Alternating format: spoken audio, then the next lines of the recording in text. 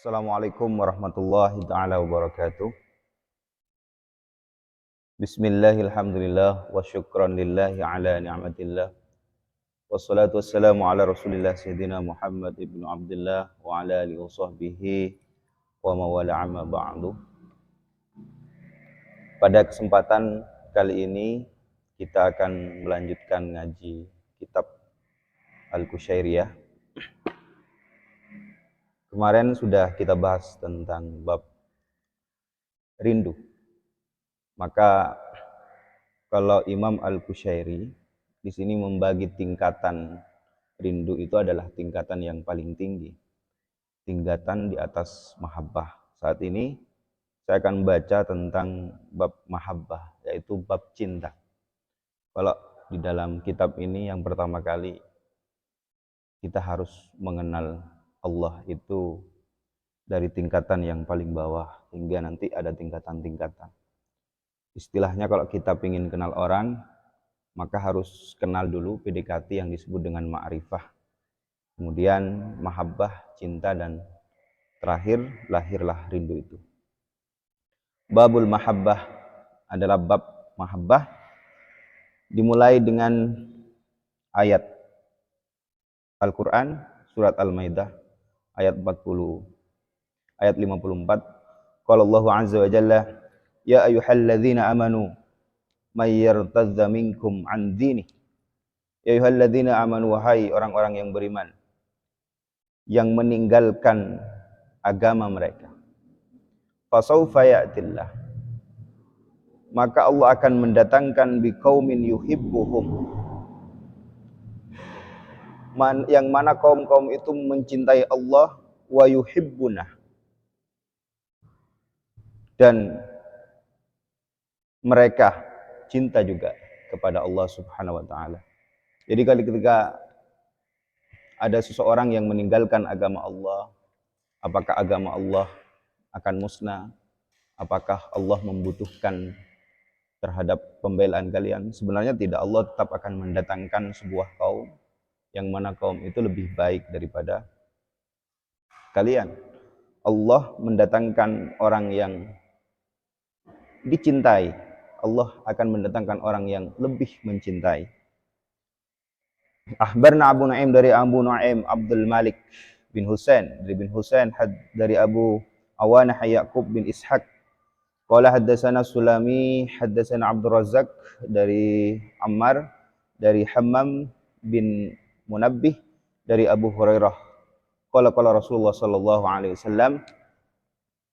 Ini kita sudah masuk pada bab cinta. Man ahabba liqa Allahu ahabballahu liqa'ah. Jadi barang siapa yang cinta, man ahabba liqa Allah, barang siapa yang cinta dan ingin bertemu dengan Allah, ahabballahu liqa'ahu, Allah juga cinta bertemu dengannya. Wa man lam yuhibbu liqa Allah, dan barang siapa yang tidak cinta, tidak ingin bertemu liqa Allah, lam yuhibbullahu liqa'ahu, Allah juga tidak akan ingin bertemu dengannya. Jadi ini ada timbal balik antara Allah dengan hamba, seorang hamba yang ingin, antara pecinta dengan sang yang dicinta, begitu. Sama seperti yang dikatakan Prof. Mahfud kemarin waktu di acara Mata Najwa, ditanya soal mencinta atau dicinta. Beliau kan menjawab, kalau orang yang dicinta itu tapi tidak mencintai, maka ia akan membuat orang lain menderita. Jadi sementara mencintai tak dicintai akan membuat dirimu tersiksa, begitu kata Prof. Makanya ada timbal balik, ada proses timbal balik. Jadi Allah sebenarnya di beberapa kesempatan merasa cemburu ketika seorang hamba membagi cintanya itu ke selain Allah. Dia cemburu juga ketika seorang hamba lupa mengingatnya, sibuk dengan yang lainnya. Allah cemburu dengan hal itu. Makanya kalau kalian mencintai Allah, maka Allah akan lebih mencintai. Kalau kalian datang kepada Allah, Allah akan mendatangimu, begitu. Ada proses timbal balik di situ. Makanya kita tidak ingin kalau berbicara tentang cinta mencintai tapi tidak dicintai, itu namanya bertepuk sebelah tangan.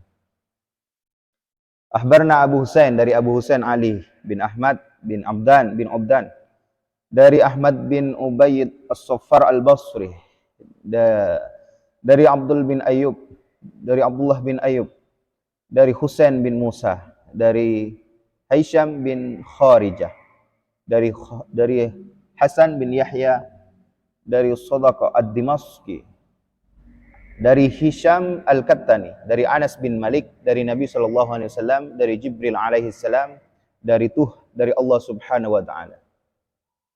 Jadi ada hadis ini diriwayatkan oleh Malik, man ahana li waliyan.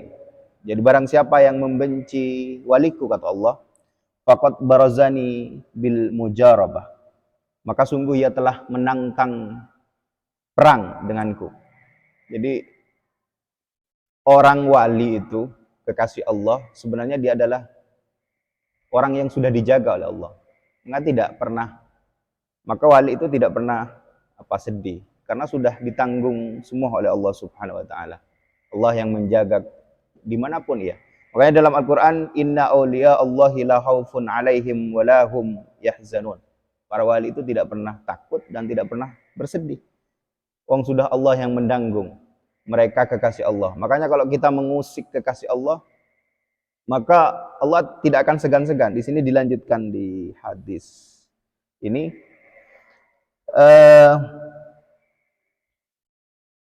wa ma taraddadtu fi syai'in. Jadi Allah tidak pernah bimbang dalam sesuatu, kataraddudi fi qabdin nafsi 'abdil mu'min. Sebagaimana Allah juga tidak pernah ragu mengambil jiwa seorang mukmin. Kapan saja Allah bisa mematikan manusia gitu. Meskipun yakrahul mauta, mereka juga benci tentang kematian. Wa akrahul musawah, dan Allah juga tidak ingin menyiksa. Wala buddalahu, tetapi kematian tidak bisa dipungkiri. Kematian tetap akan datang. Wa ma taqarraba ilayya 'abdi, dan tidak ada sesuatu yang lebih dicintai Allah kecuali adalah taqarrub, mendekatkan diri, ila abdi, ilayya, kepadaku, kata Allah, abdi bi syai'in wa ma taqarraba ilayya 'abdi, tidak ada sesuatu yang Allah senangi kecuali taqarrub, mendekatkan diri seorang hamba, bi syai'in, dengan sesuatu, ahabba ilayya, yang mana aku cinta kepadanya, adalah min adza'a maftaradtu alaihi, adalah dengan mengerjakan hal-hal yang diwajibkan oleh Allah. Allah mencintai kalian kalau kalian sudah bisa menjalankan kewajiban-kewajiban, kewajiban sholat, kewajiban puasa, dan lain-lain. Maka kewajiban itu dikerjakan, sudah Allah cinta terhadap kalian. Apalagi misalkan ditambah, wala yazalu 'abdi yataqarrabu ilayya binawafil.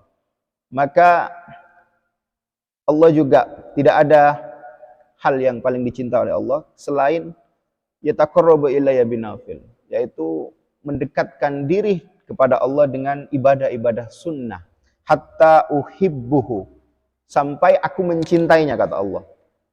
Jadi kamu berpuasa, misalkan sholat sunnah dan lain-lain, itu terus dilakukan secara konsisten sampai Allah mencintaimu, maka itu adalah sesuatu yang sangat Allah cintai.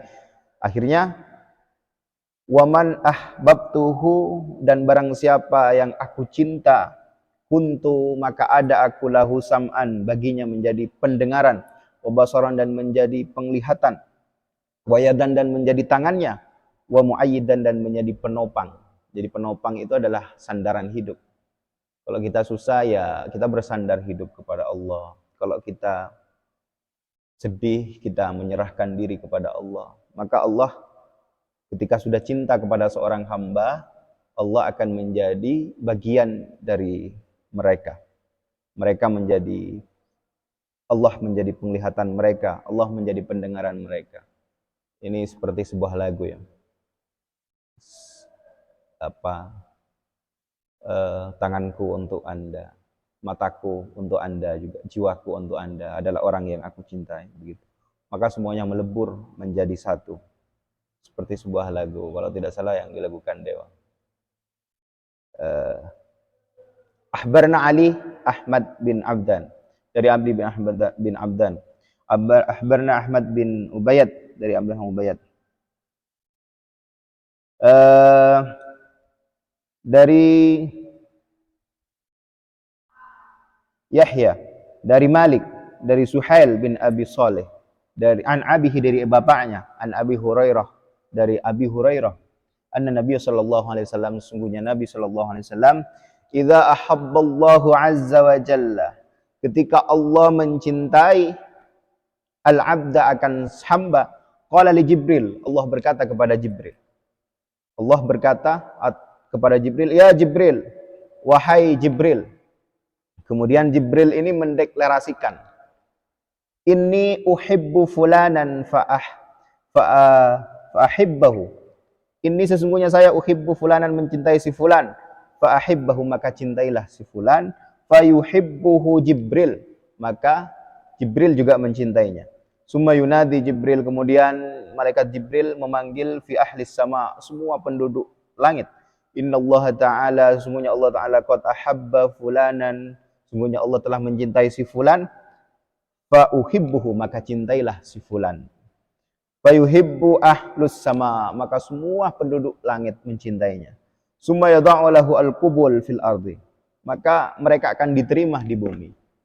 Jadi kalau Allah sudah mendeklarasikan bahwa Allah mencintai si fulan, maka yang jelas si fulan akan, seseorang yang dicintai Allah akan diterima di bumi, ia akan dihormati, ia akan diagungkan, ia akan dimuliakan di muka bumi.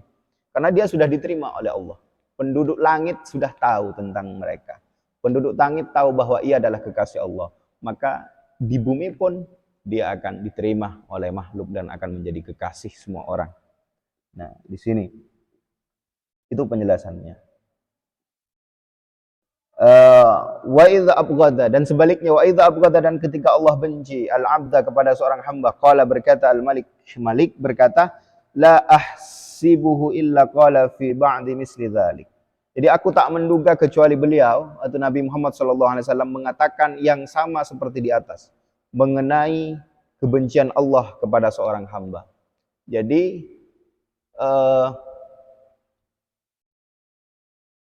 kata Malik, kata Allah ketika membenci seorang hamba, pasti Nabi Muhammad SAW juga membenci seorang hamba tersebut. Kalau Allah sudah mencintai seorang hamba, pasti yang jelas Nabi Muhammad juga mencintai hamba tersebut yang sudah ditunjuk oleh Allah Subhanahu wa taala. Oleh sebab itu, maka di sini nanti akan banyak sekali dijelaskan bagaimana itu akar kata cinta. Para ulama-ulama menjelaskan bagaimana definisi cinta yang sesungguhnya dari pendapat ulama. Ketika ada seorang sufi Rabi'ah al-Adawiyah, dia memilih hidup sendiri menjadi seorang jomblo karena dia menolak salah satu lamaran dari ulama besar, misalkan seperti Hasan al-Basri, tapi ditolak oleh Rabi'ah al-Adawiyah karena Rabi'ah itu takut ketika dirinya disibukkan dengan hal-hal yang duniawi, yang sifatnya duniawi, dan itu mengurangi rasa cinta Rabi'ah al-Adawiyah terhadap Allah Subhanahu wa taala.